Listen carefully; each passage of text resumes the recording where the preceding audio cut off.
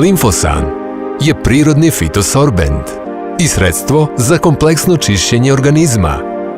Kako bi limfosan bio maksimalno efikasan, bitno je da pratite instrukcije za njegovu upotrebu.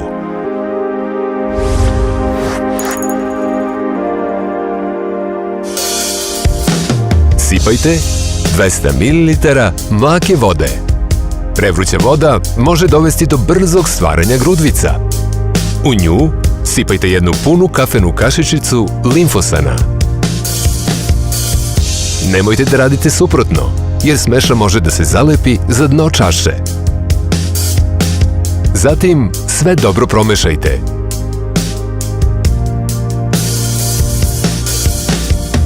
Koristite ono što vam je pri ruci. Šejker, kao barmen, najobičniji mikser ili jednostavno viljušku. Za minut ćete dobiti homogenu gustu smešu, koja podsjeća na želatin. Treba je popiti odmah nakon pripreme, na iskap ili tokom obroka. Ne ostavljajte smešu za ponovnu upotrebu. Da li je dosadno? Onda uključite fantaziju i napravite od vaše porcije limfosana pravi koktel. Na primjer, ovako. 100 ml tople vode i kafena kašičica limfosana.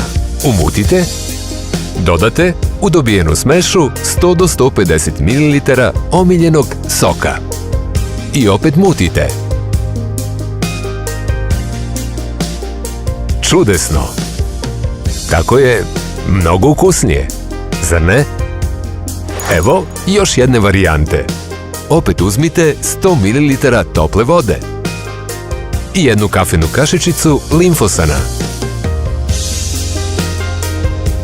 Dodajte kefir 100 do 150 grama. U tu smešu možete dodati sve što volite. Med, sitno isickano voće, na primjer jabuke ili kivi, možete šargarepu. Ono što tog dana poželite.